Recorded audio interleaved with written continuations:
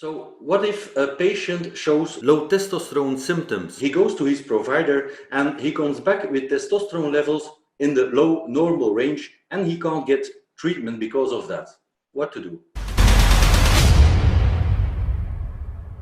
Okay, so for starters, if someone turns you away for therapy because your levels fall within a specific numerical range, right out of the gate, I can guarantee you that this is either an insurance-based protocol or an uneducated provider. Because the way we treat hormone replacement with patients is we take a much more palliative approach to treatment rather than a black and white approach. If you're in this range, you do not qualify. And if you're a point here, a point here, we're going to address the issue. And that is a flawed approach because we're treating human beings. We're not treating algorithms on a piece of paper. This isn't a 1 + 1 = 2 and there's no debating, because if 1 + 1 = 2 and 2 doesn't feel right, then we need to try 3, 4, or 5. Okay.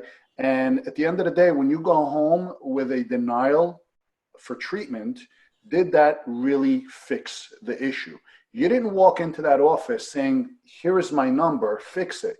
You walked into that office complaining of lack of motivation, lack of drive, poor sleep, fat gain, fatigue, loss of libido, lack of quality erections, lack of just a spirit to get out of bed in the morning, and essentially you don't feel like your old self. These are common Adams score deficiencies or signs and symptoms of low testosterone that typically get a guy to walk in and say, go ahead and poke my arm and let me know where I'm at. So guys don't walk in with a number on their forehead saying, what do you think? They come in complaining of signs and symptoms. And the provider telling them, you're fine. And I am not saying that testosterone is a fix-all for every problem on earth. If you're genuinely not hypogonadal or in a state of low T and you're total and free and SHBG and everything else that we go into in other videos is sufficient, perhaps we do need to look elsewhere. But to tell a guy the lab says that, 290 is the bottom of the range and you're at 310, you're normal, and the guy's complaining of low T symptoms, that is just not taking the correct approach to treat a human being. And that is not the way we do things at our clinic. So my short answer to that is if you're denied, you're barking up the wrong tree. Click the link in the description, reach out, and I will put you in touch with our telemedicine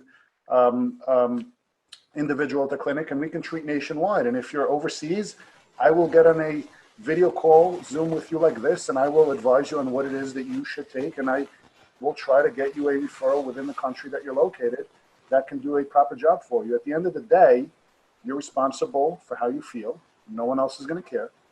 And when you walk out of that office with a denial, that's not the end of the road for you. You just went to the wrong place, nothing more. Mm-hmm.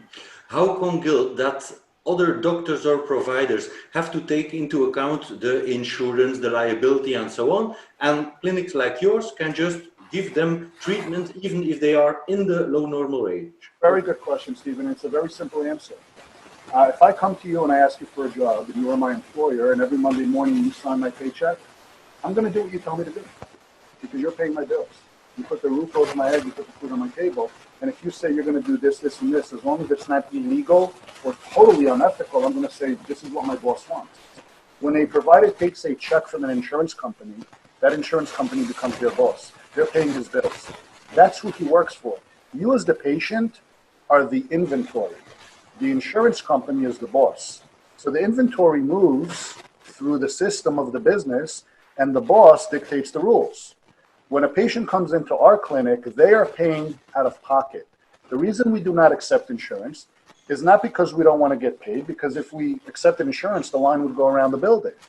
I don't want to have my hands handcuffed by a flawed protocol that tells me who to treat and why and how much and how often, which we know is wrong. I want you as the individual to be the boss. I want to work for you. I want to have your priorities optimized and not the company who wants to show good dividends at the end of the quarter because they didn't spend too much money and they took in premiums.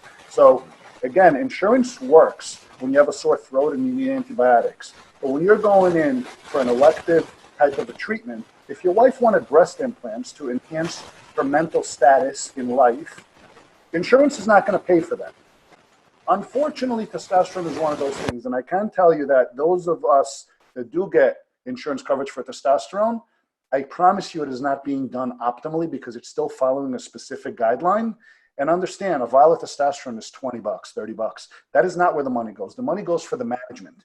The money goes so that I can pay salaries to the providers who we train to treat you correctly, so that I could be there to answer questions, so that we could do ongoing training, so that we can make videos and content to put out there. That is where your financiers are going. They're going to the overhead of keeping the machine well-oiled and running. They're not going to the pharmacy for a vial of testosterone. So I don't care if your insurance covers that. We don't bill for testosterone. We bill for management and oversight.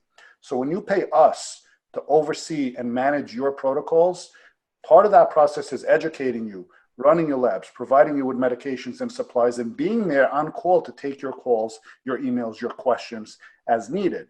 Therefore, we work for you. We don't work for the insurance policy. That is the simple answer of the difference of why some have their hands bound because they choose to take a check from elsewhere, and we choose to take the check from the patient themselves, and we essentially make the patient the boss.